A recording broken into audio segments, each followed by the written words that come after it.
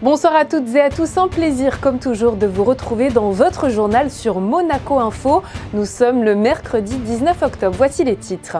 Le budget rectificatif 2022 a été voté par une majorité d'élus du Conseil national. Le ministre d'État Pierre Dartout fera le bilan de ces chiffres positifs. La SBM recrute déjà pour l'été 2023. Sophie Vincent, la directrice des ressources humaines, fera le point avec nous sur les sessions organisées hier et aujourd'hui. Un mot de sport avec la Roca Team qui s'est inclinée pour la première fois au Maccabi Tel Aviv. Résumé de la rencontre dans ce journal.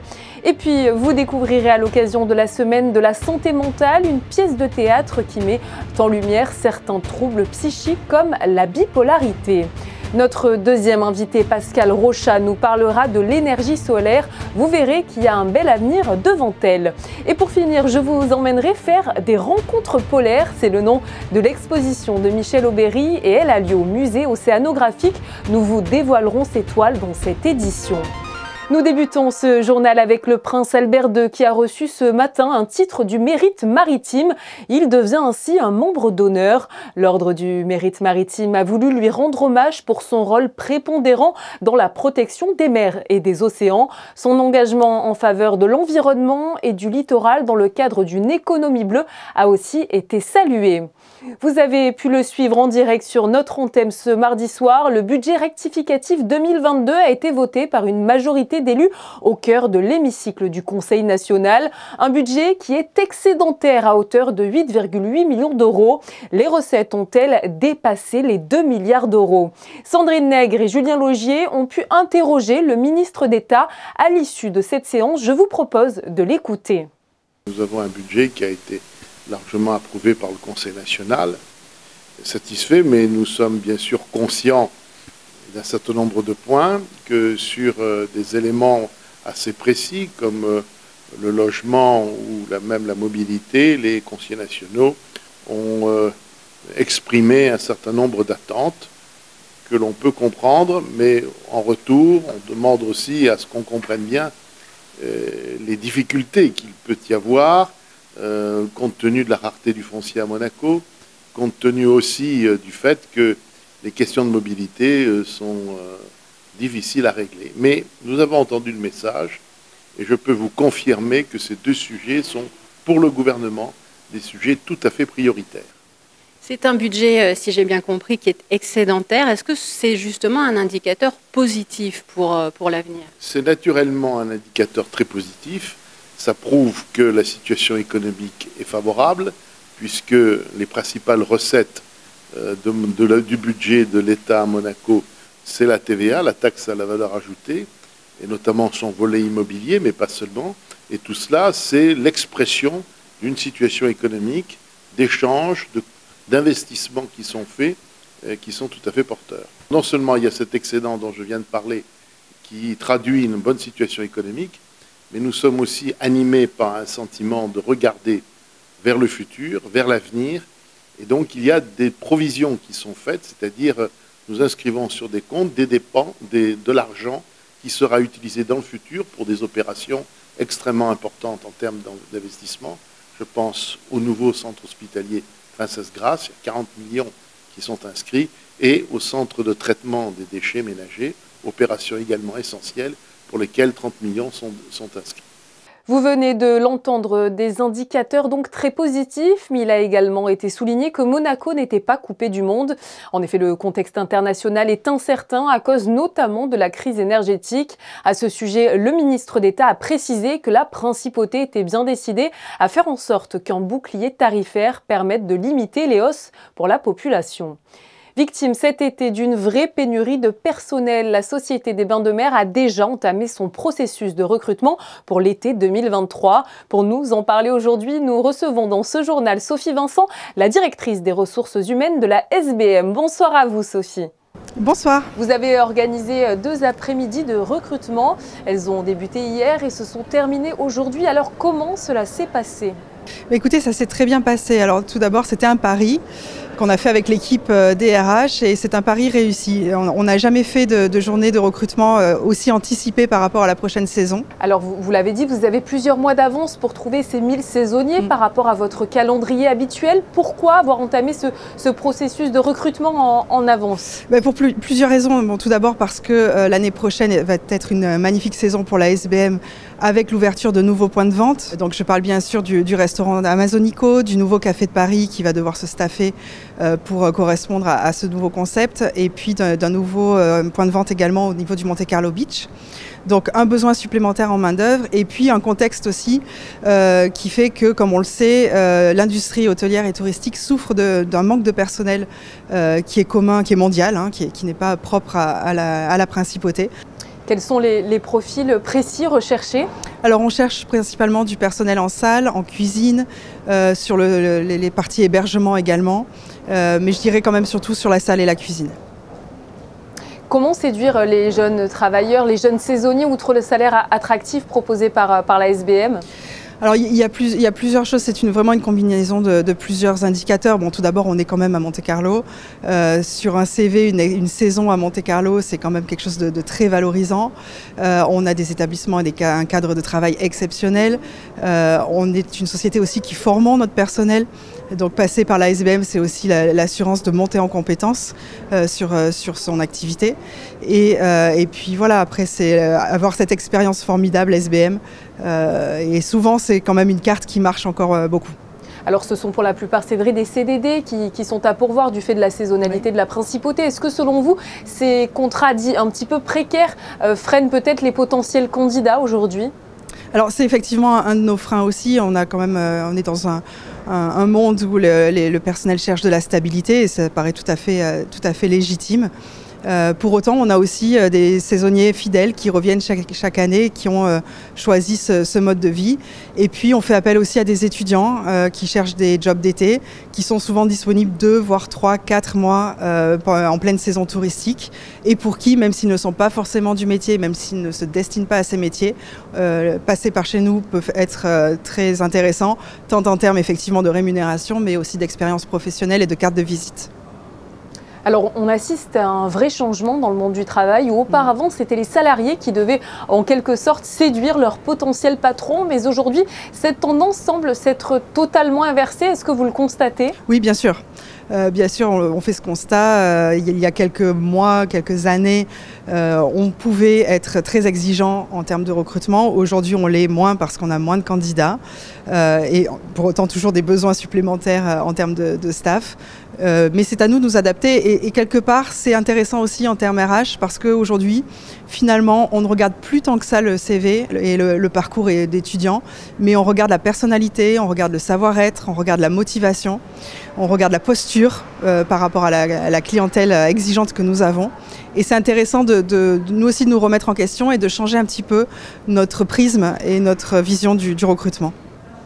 Les métiers de l'hôtellerie et de la restauration sont parfois réputés comme pénibles. Que répondez-vous peut-être à ceux qui seraient freinés par cet argument? Alors ce sont des métiers forcément exigeants, avec des rythmes de travail qui sont surtout en saison très, très lourds. Peu de place au loisir pendant la saison. Lorsque tout le monde s'amuse et prend des vacances, nos salariés travaillent et travaillent dur.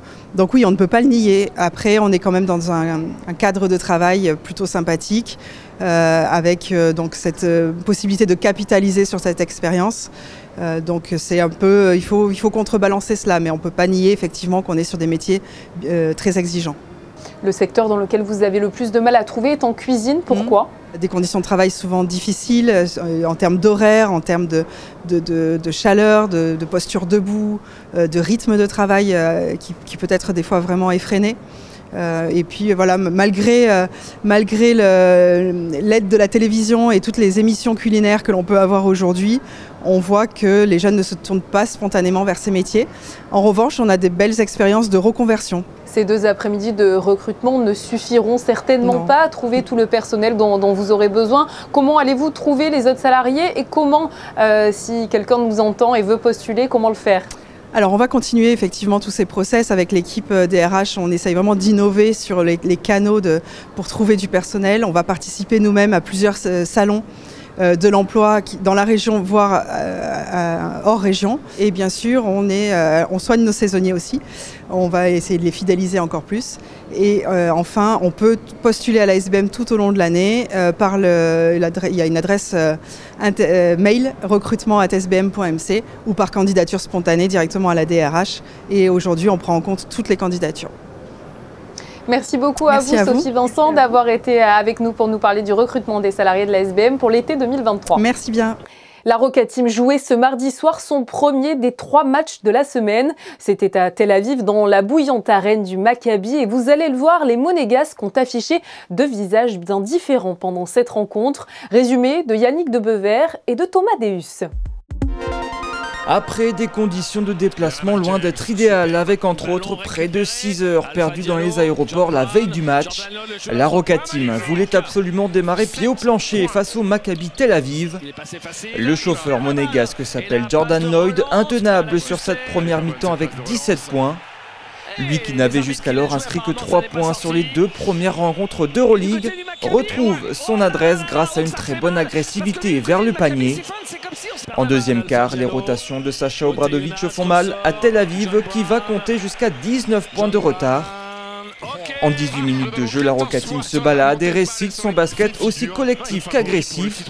Avant de s'effondrer, les Israéliens à l'agonie trouvent un second souffle pour passer un 8-0 à Monaco et se relancer avant la mi-temps. Le troisième quart sera tenu par Monaco, même si la défense du Maccabi monte d'un cran et donne immédiatement du rythme à ses attaques. C'est Roman Sorkin. Et Olin, sa première intention. Wade Baldwin, muet lors de la première mi-temps, en inscrit 21 lors de la deuxième. Il incarne la transformation du Maccabi qui est désormais revenu à -7 dans une salle bouillante.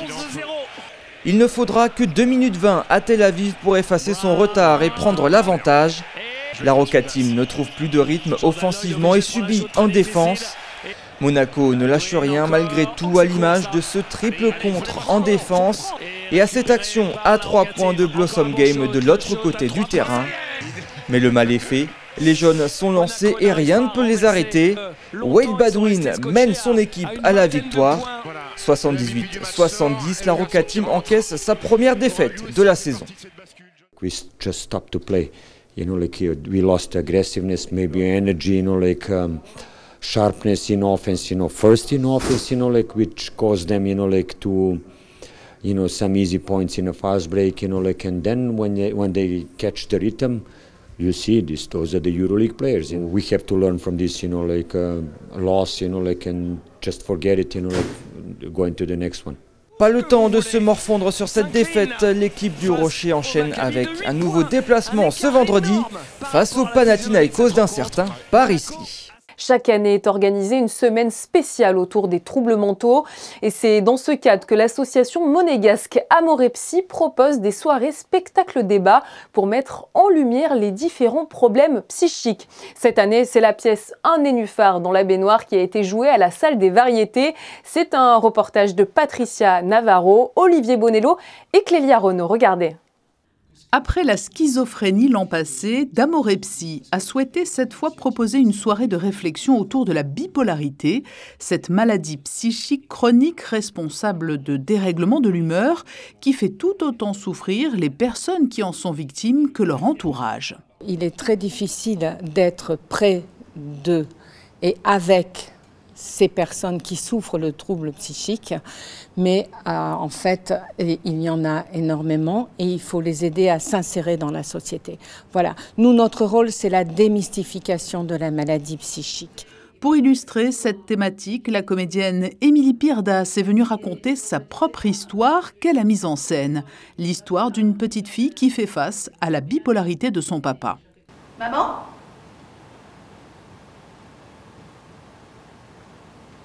Tu te souviens le jour où on a retrouvé papa en manchauve ? Il ne voulait pas rentrer à la maison et t'as été obligé d'appeler les pompiers pour l'interner. Ce jour-là, tu m'as dit « Papa, c'est pas papa, c'est la maladie ». Nous traitons donc le sujet de la bipolarité, donc le personnage principal étant Constantin Pirdas, et cette petite fille qui se remémore au fur et à mesure ses souvenirs d'enfance, dans les bons comme dans les mauvais moments. Et en fait, pour elle, Émilie, son père, c'était quelqu'un qui partait à l'aventure, qui vivait des histoires incroyables.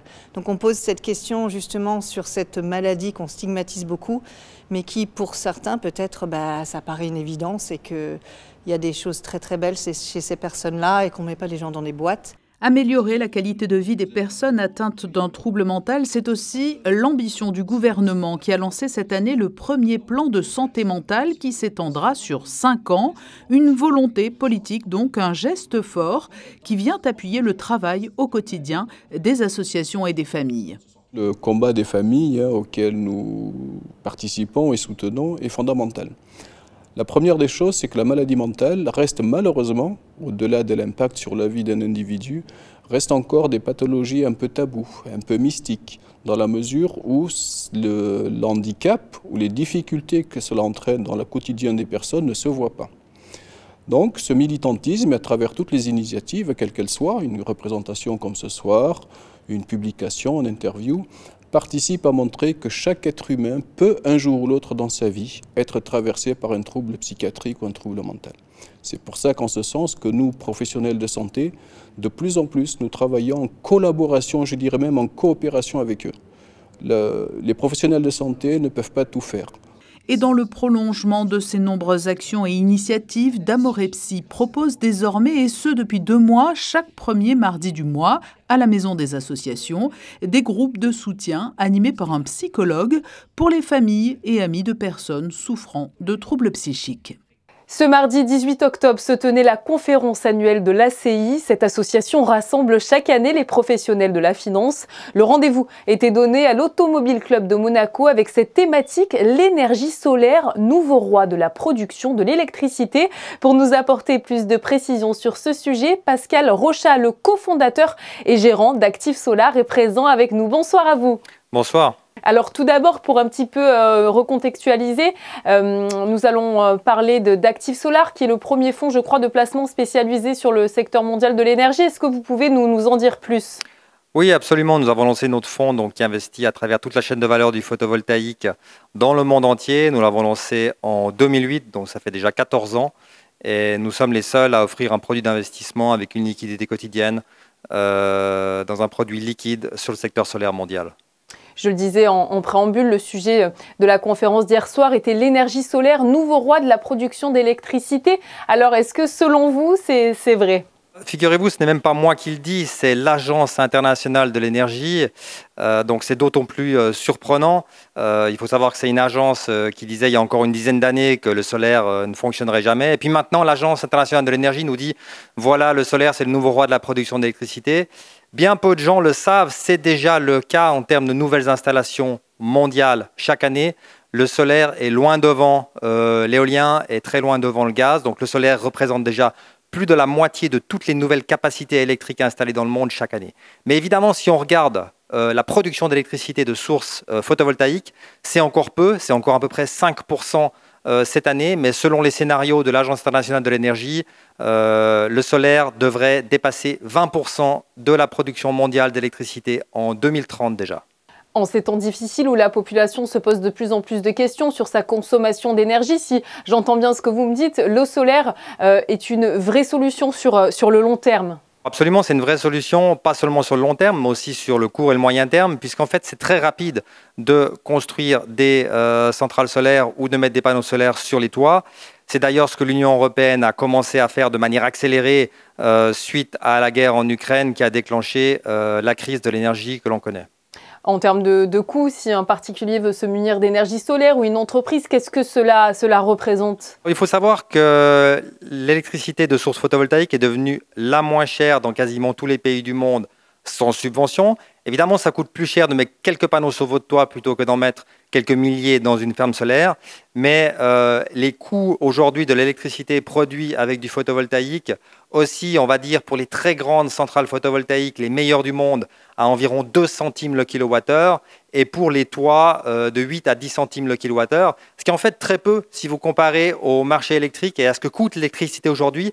On a vu avec la crise en Europe des prix spot de l'électricité qui sont montés à 40, 50, voire même 60 centimes le kilowattheure. Vous en avez déjà un petit peu parlé, et c'est vrai, lors de cette conférence, vous avez éclairé un petit peu tout le monde sur les enjeux de l'industrie photovoltaïque. Si on devait résumer, quels sont-ils précisément ? Évidemment, il y a des enjeux pour que l'industrie grandisse. Cette année, on s'attend à ce qu'il y ait de nouvelles installations mondiales, à peu près 250 gigawatts dans le monde. En 2025, ça pourrait être le double, donc 500 gigawatts. En 2028, peut-être même 1000 gigawatts de nouvelles installations. Donc tous ces panneaux solaires, il faut les fabriquer. Donc il faut évidemment de nouvelles usines. À ce niveau-là, il n'y a quasiment aucune contrainte. Et ce que peu de gens savent, c'est que la matière première est disponible en quantité quasiment illimitée, puisqu'un panneau solaire, c'est avant tout du sable de quartz. Donc en réalité, il n'y a pas de contrainte en termes de matière première. Pourquoi, selon vous, le secteur de la finance s'intéresse autant à ces nouvelles énergies? Est-ce pour des raisons économiques, écologiques ou bien les deux? Je dirais, il y a 10 ans, c'était pour des raisons écologiques ou pour se donner bonne conscience. Aujourd'hui, je crois que le monde de la finance est unanime pour dire que si on veut du rendement à long terme dans les portefeuilles, il faut investir dans ce qui fera non seulement l'avenir, mais aussi le futur proche de l'économie, c'est-à-dire les énergies renouvelables notamment.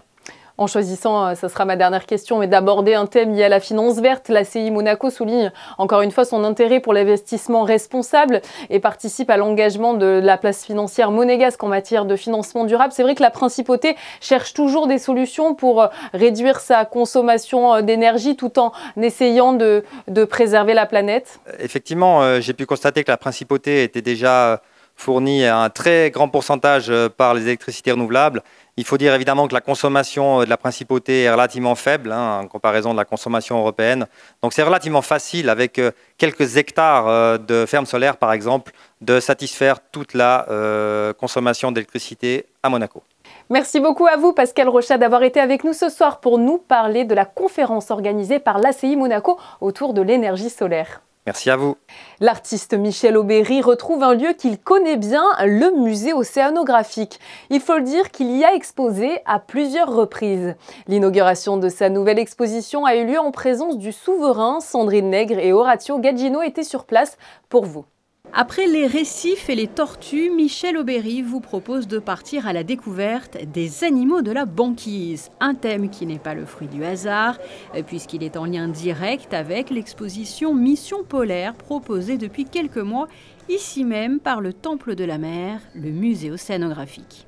Les animaux polaires, je ne vous cache pas que j'en connaissais pas beaucoup, bon, à part l'ours, le manchot. Et puis j'ai découvert beaucoup les phoques, mais j'ai découvert beaucoup d'animaux que je ne connaissais pas. Voilà, c'est bien, ça a été très instructif pour moi. Là j'ai à peu près pas tout à fait 40 tableaux.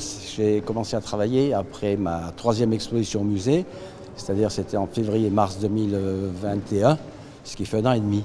Voilà. Alors vous comptez les nombres de mois avec le nombre de tableaux, puis vous voyez que je fais à peu près 2-3 tableaux par mois. Des heures et des heures de travail ont donc été nécessaires pour l'artiste qui utilise plusieurs techniques, dont celle du pochoir et du découpage au cutter. Je me suis surtout porté sur les yeux des animaux. Je ne sais pas si vous avez remarqué, il y en a qui ont des yeux, ça accroche. Voilà. Puis bon, j'ai des couleurs froides et puis des couleurs, je n'ai pas voulu faire que des fonds blancs avec de la neige, des glaciers, tout ça. Il y a aussi d'autres fonds dans d'autres tableaux où c'est plus foncé, où j'ai fait des compositions. Voilà, ça plaît, il faut changer un petit peu. Les rencontres polaires signées Michel Aubéry sont à découvrir au musée océanographique au cœur de la salle de conférence jusqu'au 20 novembre. On reste dans le domaine de l'art avec le comité de l'AIAP qui présente jusqu'au 26 octobre une exposition dans le cadre de la semaine de la culture italienne. L'artiste Paolo Canciani a ainsi proposé une série de portraits d'athlètes monégasques qu'il a réalisés ces derniers mois. Vous pourrez retrouver les visages notamment de Boris Vian et de Rudy Rinaldi qui ont brillé au JO d'hiver en bobsleigh. Les œuvres sont exposées au Quai Antoine Ier de 16h à 19h.